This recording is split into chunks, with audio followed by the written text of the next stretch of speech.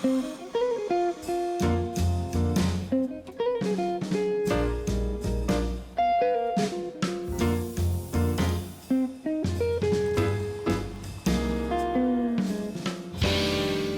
do you get when you combine the knowledge of a blues aficionado with the enormous talent of a filmmaker? You get a brilliant documentary on the story of a Mississippi blues legend. Scott Barretta and Joe York are the forces behind Shake 'Em On Down, the blues according to Fred McDowell, airing here on MPB. Lord, that 61 highway, paved in long and road I know. Fantastic documentary, by the way. Thank you. It was great. And you know, I'd heard of him, I'd heard his music, but Mississippi Fred McDowell really came to life on that. And you didn't realize how much his music had influenced so many different people. And the guy just literally showed up on the scene when he was an older man. Tell us the story. What did he do before Alan Lomax discovered him in the late 50s? Well, mostly he was farming cotton up in and around Como, Mississippi. I mean, he was kind of working odd jobs for, any of the farmers up there. He was driving a tractor for one of the fellas that we, interviewed in the film. He, had hired him as a tractor driver, and then he would worked at gas stations, worked at a Stuckey's there in the Como, and continued to work at the Stuckey's after he kind of ended up in this kind of folk revival where he was playing with Bonnie Raitt and playing at Newport Folk Festival with people like Dylan and Joan Baez. He would leave all that and just come back to Como and work at the Stuckey's. The Stuckey's is like one of my favorite parts of the whole film, because it's like, oh yeah, where do I drop off this $10,000 check? Well, just run down to the Stuckey's. Talk about when George Mitchell, that part in there, that was great. Yeah. Go ahead. You tell. Oh yeah, well George Mitchell, it was wonderful, and it kind of goes to show that even in the mid 1960s, Fred McDowell wasn't that famous. I mean, people didn't really know necessarily what he looked like, but George Mitchell was somebody who went to the Como area to do field recordings in 1967, pulls off the highway, doesn't know the terrain, doesn't really know what Fred looks like, and the guy comes out to the car at the gas station and says, where would I find this guy? Where would I look for him? And Fred answers, you're looking at him, right? Yeah, so, he had gone to look for Fred, and it turned out he was asking the gas station attendant if he knew where this guy lived. It was kind of like that scene in Star Wars where he's like, I'm looking for Yoda, and he's like, no, you're not Yoda. And he's like, no, actually I am. So he was like, no, I'm Fred McDowell. And so he pumps his gas, and then they meet up, like later that evening, I think, and George did some incredible recordings that are available on, is it Big Legal Mass? Is that the label? That's right, Fat now? Possum subsidiary. So. And the film, if you really closely examine it, there's a lot of motifs from Star Wars, actually. If you do a deep reading of it. Bonnie Raitt. I thought she was in the bar scene. So. Yeah. The Tate County, this is going downhill fast. Tate County, a very special area musically, and it's not, his style of blues wasn't the traditional 12-bar blues. It was a little bit different, wasn't it? Yeah, there's what's called the North Mississippi Hill Country style is associated with Tate County, Panola County, Marshall County, that's where R.L. Burnside and Junior Kimbrough were living, and Lafayette County, back when it was a little more rural. But it's a very distinctive style, and it was ignored for a long time. In fact, when Fred McDowell's first full album came out, it was called Mississippi Delta Blues, because that was just sort of assumed to be, if you're from Mississippi and you play the blues, you play Delta Blues. So that style really wasn't widely recognized until the 1990s, when a film called Deep Blues came out, and Fat Possum started putting out records by R.L. Burnside and Junior Kimbrough, that people started talking about it. But yeah, it is very distinctive from the Delta Blues, the 12 bars and the more standard blues progressions and lyrical style. But it tends to be more centered around the groove, right? If you ever went to Junior Kimbrough's, the song would go on for 20 minutes. They might be in the same key the whole time. But it's a style that was never really commercialized, and that's why Fred sometimes stands out as somewhat of an anomaly, right? And it was only in recent years that people began to connect Fred McDowell to, oh, he's sort of in the same style as R.L. Burnside or Junior Kimbrough, or making those sorts of connections. Whereas the Delta Blues, of course, is something that everybody seems to know something about it, Right. whether it's true or not. And you know, I mean, we wouldn't know of Fred at all had it not been for Alan Lomax going. Yeah. He had actually, Alan Lomax, you know, was one of the premier kind of folklore collectors in American history, and had been in the North Mississippi area collecting songs in the 40s, and had talked to this fellow named Sid Hemphill, who is also like kind of a legendary, you know, kind of godfather of that North Mississippi sound, and had, you know, Lomax had come back to see Sid again, to find him. And he's got this lady, Shirley Collins, who is a kind of a famous British folk singer in her own right. And at that time, she was kind of hanging out with him on this journey. And yeah, it was just Sid and the Pratcher brothers and a couple other these groups that were around there said, you really need to meet this guy that is a friend of ours. He's pretty good. And so then here comes Fred, you know, and records for Lomax for the first time, and kind of launches this series of events that ends up with, you know, us two jokers trying to, you know, track down his story all over the place. But yeah, that music, that sound that you hear from people like Fred, people like Sid Hemphill, people like Otha Turner, R.L., Jr., all those guys. I mean, it's a very distinctive sound that comes out of that, you know, Panola, Tate County, Marshall County area. You had some great interviews with R.L. Burnside in there. Well, that was actually the one interview we did not do that's in the film. Because that was older, because he died. Yeah, Fred, I mean, excuse me, R.L. died in mid-2000s, and we were able to use that one clip from a film called Blues Story, which came out in 2003, had been long in production. But it was really nice because we had Cedric Burnside, who's R.L.'s grandson, who played with him for many years, talking about, you know, his granddaddy and being friends with Fred. And then suddenly we get this film footage where R.L.'s talking about how his first professional appearance is when Fred wanted to take a break. Fred wanted to go shoot some dice or drink or something like that. And it's one of the funniest scenes in the film, certainly. It's and fantastic. R.L. was a great storyteller. You know, it's amazing how much influence he had on different people, but I never knew the connection to Bonnie Raitt. Fred, when he was so Fred gets recorded in 1959 by Alan Lomax. Around that same time, you're starting to have the kind of the folk revival where young college kids are getting interested in people like Peter, Paul, and Mary and the Weavers and all that kind of stuff. And then there's like these folk festivals that are coming up, like Newport, where people are going out, you know, these kind of young white college kids are going out to hear blues and folk music and all that kind of stuff.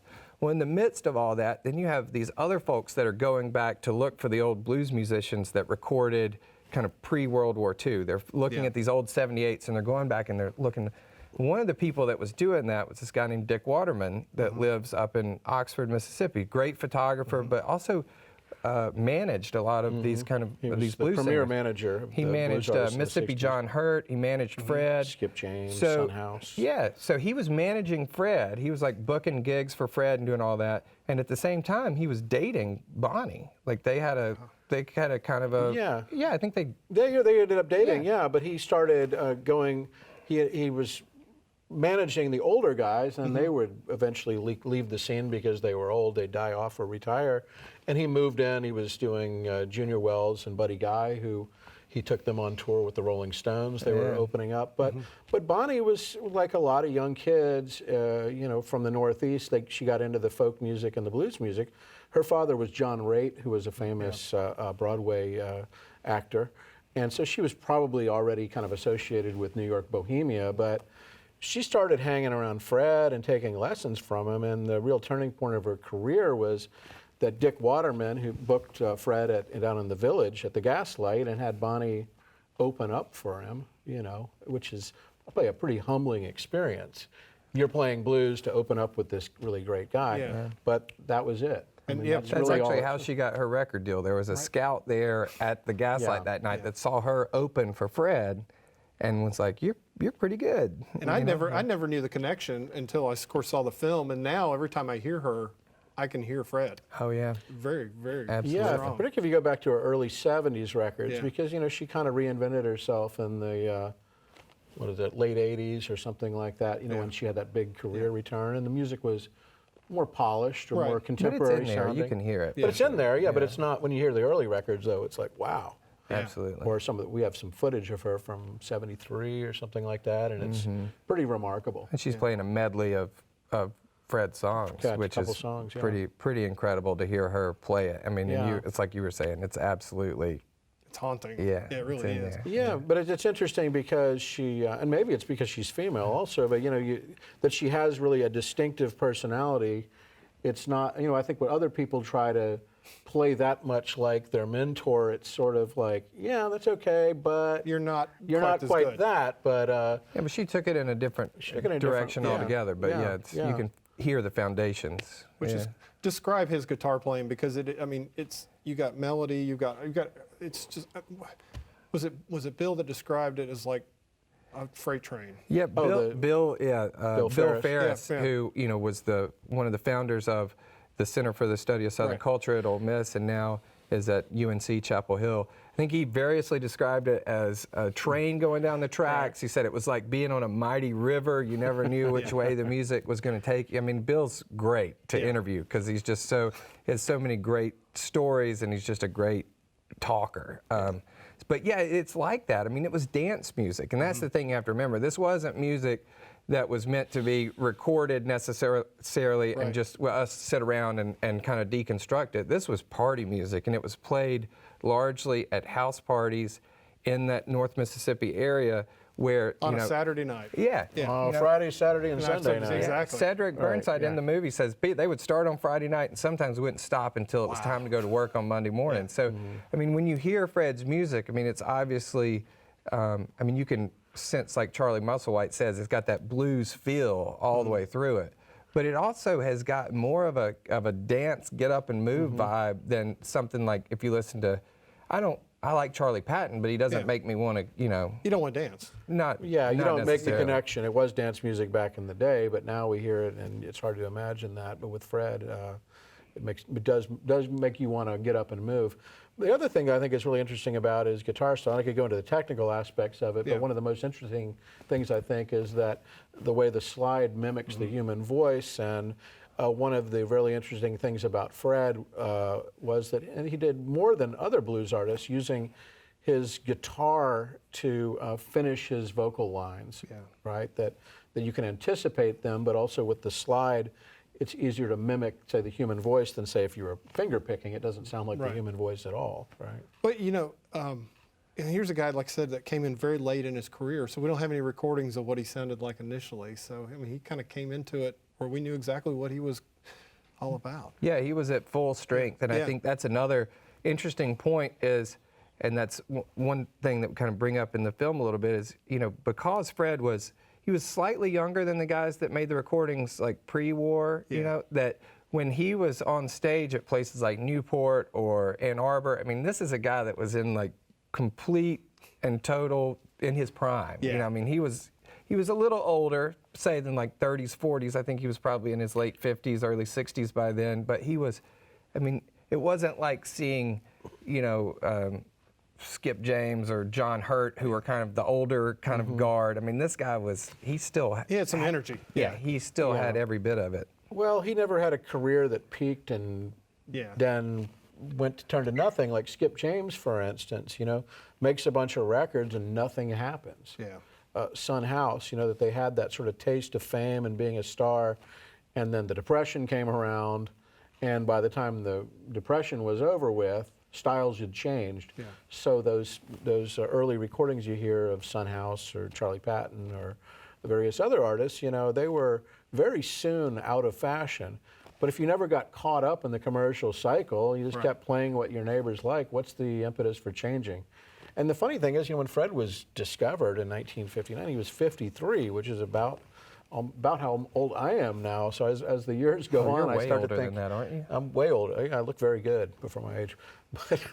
But He gets more modest every year. at I'm more modest, yes, that's great. But anyways, it's kind of striking to think now. But if you go back to the '60s, you think all these kids are 20, and there's all these guys that are your grandfather's age. They seemed ancient. But Fred wasn't really that old, and I think it was really just that he played around the house. He liked to drink, but I don't get the impression that it took too bad of a toll on him. Right.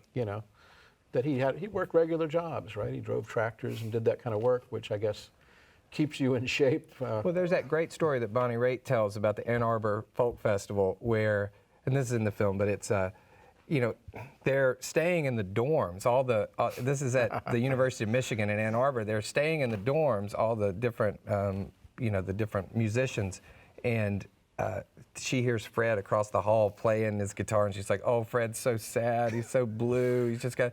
And so she goes to see if he's okay, and opens the door, and it's just all these co-eds hanging out in there, and Fred's having a party. He's holding court. Gives you a sense. He really truly enjoyed it, didn't he? He seemed to enjoy it. Yeah, he was somebody who I think really knew himself. You know, some of the guys that were brought up, say, from Mississippi, they got rediscovered after not being known for 30 years.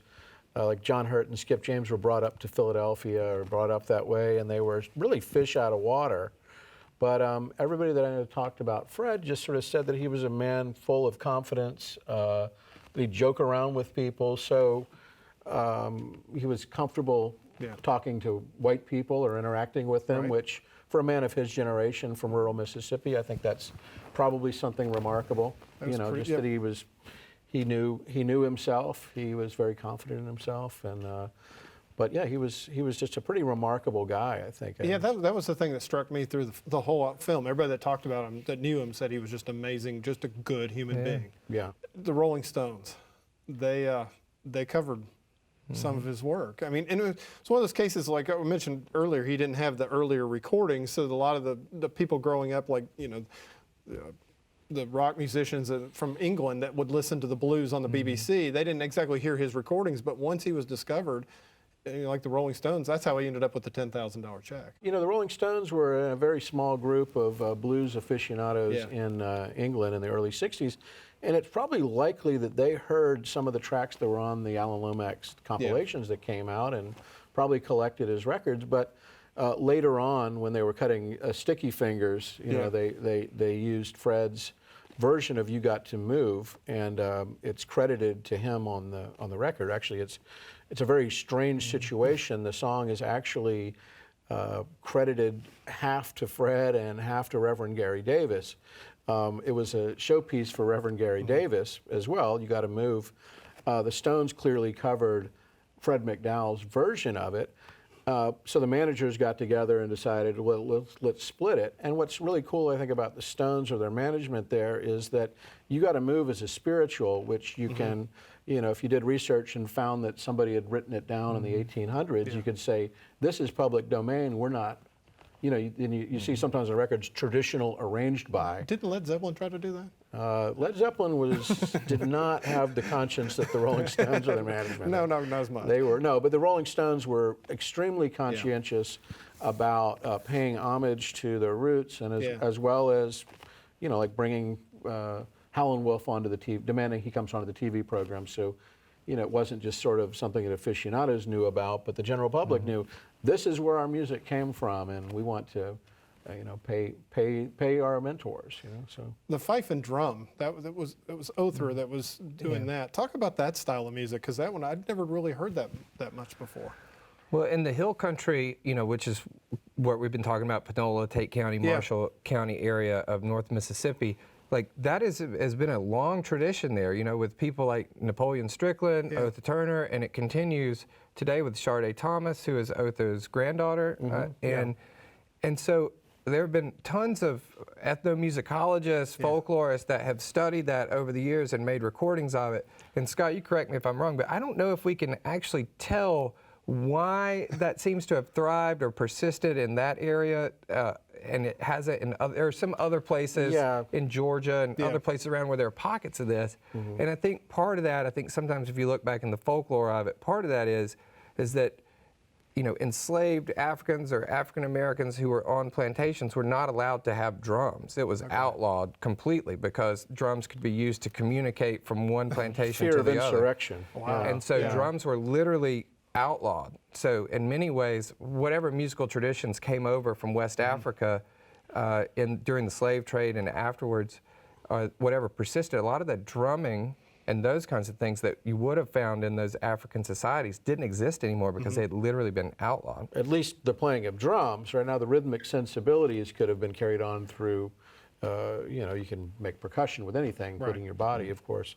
But yeah, so it's an older tradition, but it's also tied to, apparently, after the end of the Civil War, there were leftover fifes or drums, you know, or people actually built their own fifes, but there were military instruments which were used. So it's certainly not a direct tie to Africa, but there's actually a book called Africa and the Blues, which spends a lot of space talking about these distinctive traditions in North Mississippi. I'm not sure, you know, why that particular area is such a hotbed compared to, you know, we can think of other areas in the South, I mean, like the Georgia Sea Islands, but there it's very clear because it's because it just didn't develop like the rest of the United States. But you know, there's not, around the Como Panola area. There's, if you go east of there or south of there, there's not. You know, I'm not sure why it is. It's a magical question. But an interesting thing to note, you know, Otha Turner's music, Fife and Drum music, is used extensively in Gangs of New York. You know, the movie Gangs of New York. So, Scorsese. So if you go back and watch that, the opening fight scene, that's Otha Turner's, you know, right, music. because they were looking for early African American music, right? That is incredible. Well, back to the film. How did it come to be? I mean, how did you two decide to hook up and work together?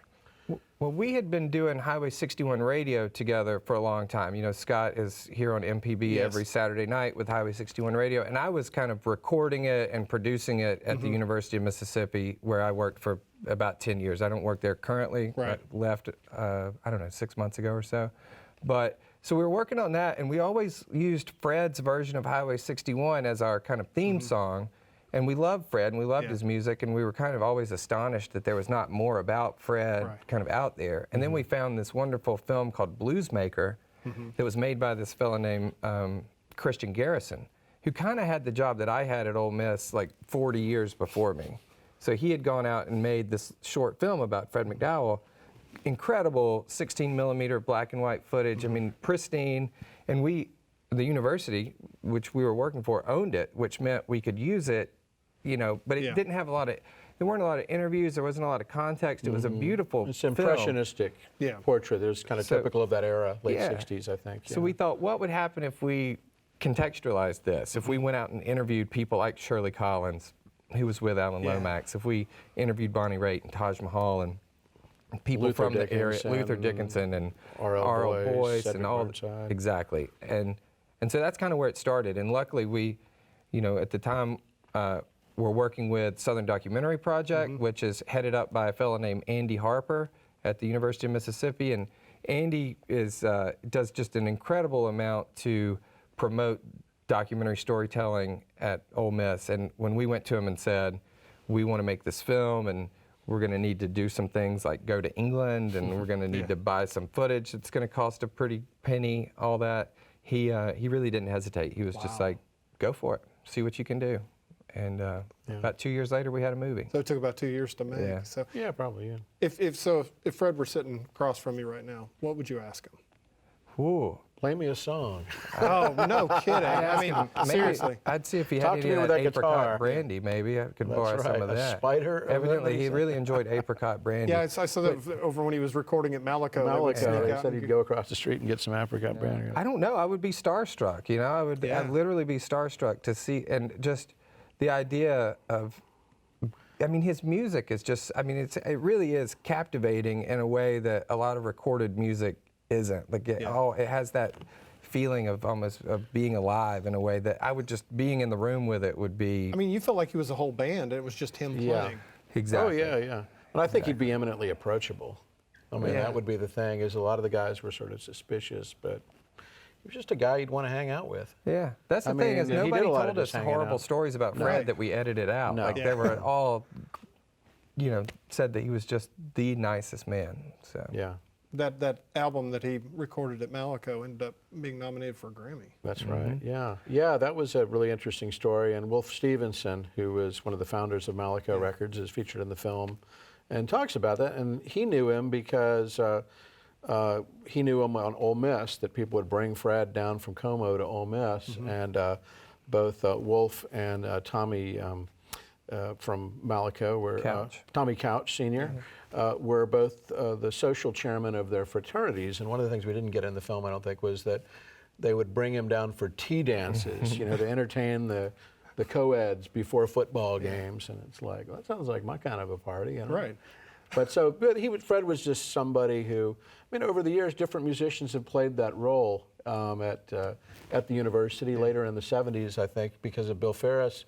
People would bring Son Thomas up for parties, and then But later because on, of that, T. because they Model knew Ford him, they later. brought him down to Malachi Yeah, to so they record knew the him. record. It was like, you want to, oh, I know a guy, let's just call up Fred, call up Stuckey's and get Fred. Yeah. Call the Stuckies. And I always, I love it, basically, you said, you know, I didn't even count him down. He just like took off. Oh, yeah. Right, right. And there's I mean, just go into Malaco alone, which here in Jackson, I mean, they have their vault is just insane. You walk through there. And thankfully, the tornado didn't take it out. No, years ago. there was Exactly. slight damage to the really important stuff, but Yeah.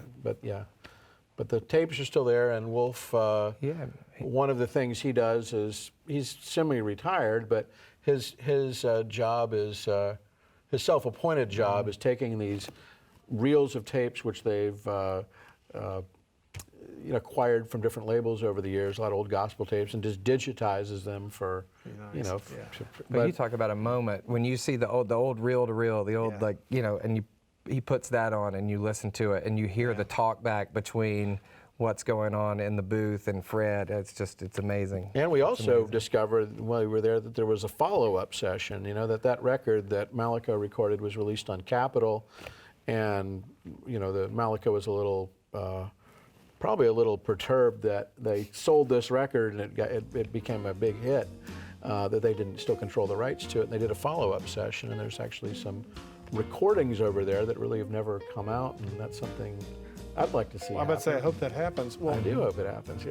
Joe, Scott, thank you so much for coming in and talking about the film, and congratulations, because it is a wonderful film. Thank you for everything you did. Yeah, thanks. Yeah.